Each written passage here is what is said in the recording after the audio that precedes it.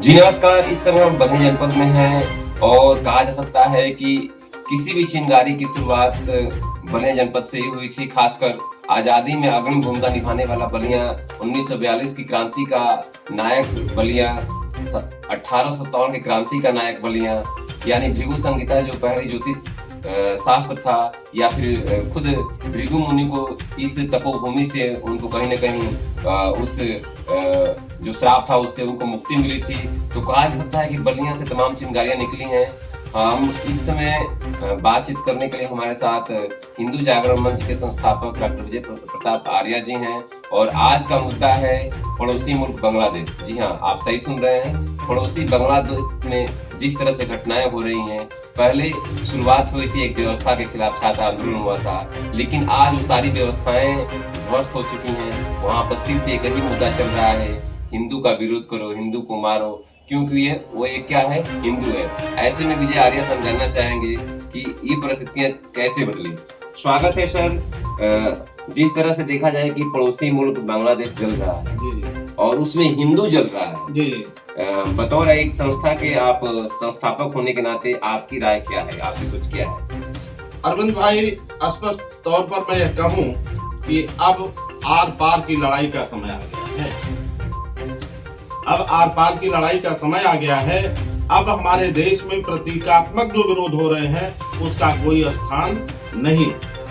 आज बांग्लादेश में हो रहे हिंदुओं पर बर्बरतापूर्ण जघन्य अत्याचारों से हिंदुस्तान के हिंदुओं का खून खौल उठा है और हम भारत देश के यशस्वी प्रधानमंत्री आदरणीय नरेंद्र मोदी जी और भारतीय राजनीति के चाणक्य कहे जाने वाले भारत देश के गृह मंत्री अमित भाई शाह को मैं याद दिलाना चाहूंगा कि भीष्म पितामह ने अपने जीवन में केवल एक ही पाप का कर्म किया था कि समय रहने पर उन्होंने क्रोध नहीं किया द्रौपदी जी हरण के समय, और जटायु ने एक ही पुण्य कार्य किया था कि समय रहने पर उन्होंने क्रोध किया माता सीता के हरण के समय। अरविंद भाई, मौत दोनों की होती है।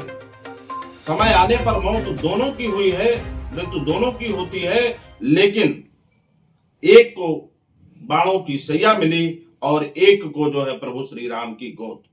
अरविंद भाई, वेद यह कहता है क्रोध भी तब पुण्य हो जाता है जब वह धर्म और मर्यादा की रक्षा के लिए किया जाए, और सहनशीलता भी तब पाप बन जाती है जब वह धर्म और मर्यादा की रक्षा न कर सके। आज हम भारत देश के प्रधानमंत्री से यह मांग करते हैं कि हिंदू बांग्लादेश का करो निर्माण, हिंदू बांग्लादेश का करो निर्माण, तभी होगा बांग्लादेश में हिंदुओं का कल्याण। और मैं आपको बतला दूं, यह संयुक्त राष्ट्र संघ भी यह माना है कि बांग्लादेश में हिंदू सुरक्षित नहीं है और हिंदुओं पर अत्याचार हुआ है और हो भी रहा है। इसलिए मैं भारत देश के यशस्वी प्रधानमंत्री से, भारत सरकार से यह मांग करते हैं कि बांग्लादेश में के उस भूभाग को रंगपुर, सिलहट, मैमनसिंह और चटगांव डिवीजनों को मिलाकर एक हिंदू बांग्लादेश की स्थापना की मांग करता हूं। और यह भी मैं याद दिलाना चाहता हूं कि नेपोलियन ने एक शब्द कहा था, एक वाक्य कहा था, जिसमें उन्होंने कहा था कि the word suffers not because of the violence of bad people but because of the silence of good people. तो क्या ये लगता है कि बांग्लादेश को बांटना या तोड़ना या फिर अपने में समाहित करना ही विकल्प है? हाँ, यदि जो है इस प्रकार की हमारे हिंदुओं के साथ बर्बरतापूर्ण जघन्य अपराध हो रहे हैं तो हमें कोई न कोई एक निर्णय लेना ही पड़ेगा। देश को एक निर्णय लेना पड़ेगा और हिंदुस्तान की सरकार, भारत देश की सरकार ये निर्णय नहीं लेगी तो कौन लेगा? पूरे विश्व में हिंदुस्तान में हिंदू देश केवल हिंदुस्तान ही है। अभी उनसे तो आप तोड़ने और जोड़ने की बात करते हैं, लेकिन आप ही के देश में बड़े बड़े दिग्गज नेता जो तमाम पदों पे रहे हैं, उनके द्वारा एक बयान आ रहा है कि यह क्रिया की प्रतिक्रिया है, भारत में ऐसा हो रहा है इसलिए बांग्लादेश में। तो क्या आपसे हम जानना चाहेंगे कि क्या भारत में जो अल्पसंख्यक है असुरक्षित है? हाँ, यह मैं कहूंगा कि कांग्रेस के दिग्विजय सिंह ने जिस तरीके से स्टेटमेंट दिया है कि हिंदुस्तान में अल्पसंख्यकों के साथ जो बिहेव हो रहा है उसके परिणाम फलस्वरूप जो है बांग्लादेश में यह हो रहा है, यह उनकी जो है घिनौनी सोच है, यह उनकी जो है अमर्यादित जो है बयान है। इससे उनको जो है क्षमा मांगना चाहिए और देश से देश की जनता के सामने माफी मांगनी चाहिए। क्या ऐसे नेता द्वारा बयान एक और दीपू दास जैसी घटना को बढ़ावा देने की बात नहीं होती है? निस्संदेह ऐसे लोग जो है देश में तमाम प्रकार के हिंदू अत्याचारों को बढ़ावा देने का कार्य कर रहे हैं। और यही नहीं, यदि इस पर तत्काल निर्णय नहीं लिया गया तो बांग्लादेश में जो है जिस तरीके से हिंदुओं पर बर्बरता हो रहा है उसका परिणाम हमारे आने वाले चुनाव पश्चिम बंगाल में भी देखने को मिलेगा।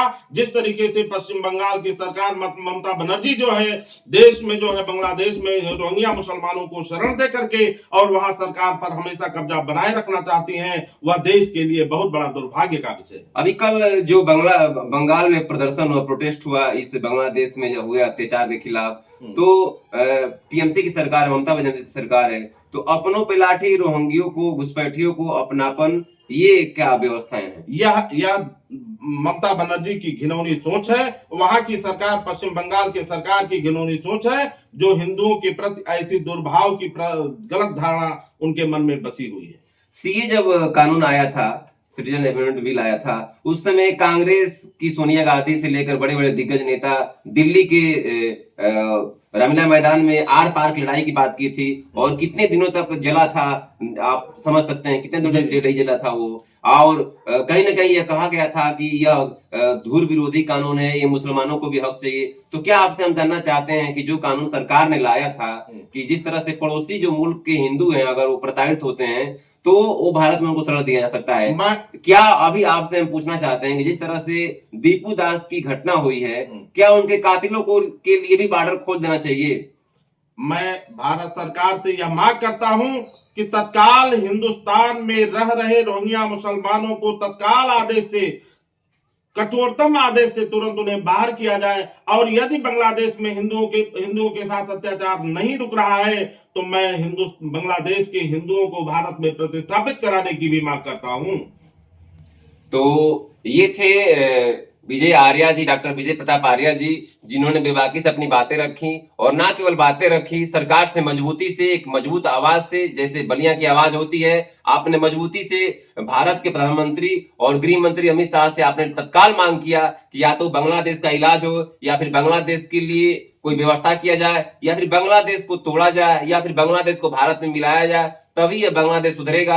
आपने ये भी कहा कि कुछ तथाकथित जो नेता हैं वो कहीं ना कहीं इस तरह की कट्टरपंथी सोच रखते हैं और इस तरह की घटनाओं को बढ़ावा देते हैं। आपने टीएमसी सरकार को भी घोर मजम्मत किया, आपने रोहिंग्यों को तत्काल वापस भेजने की बातें कही, तमाम प्रोटेस्ट हो रहे हैं, लेकिन वास्तव में दीपू दास की जो घटना हुई है, जिस तरह से उनको तत्काल उनको मौके पर ही भीड़ ने उनको पीट कर मार दिया, फिर 4-5 किलोमीटर तक उनके 100 को घसीटा गया, उसके बाद से उसको उस पेड़ में बांध कर फिर आग लगा दी गई। सोचिए कितना, कल्पना करिए कितनी ये दर्दनाक घटना है। क्या इस तरह की विभत्स घटना की मजम्मत नहीं होनी चाहिए? क्या इसका जो सपोर्ट होना चाहिए? जिस तरह से दिग्विजय सिंह हो गए, राशिद अल्वी हो गए, तमाम इस तरह के नेता, क्या इन सब बयानों से बचना नहीं चाहिए? तो निश्चित तौर पर हम भी यही मांग करते हैं कि कोई धर्म हो, कोई मजहब हो, किसी मजहब में हिंसा की बात नहीं है, हिंसा से सबको बचना चाहिए। अगर हिंसा होती है तो उस पर कठोर कार्रवाई और प्रतिकार होना चाहिए।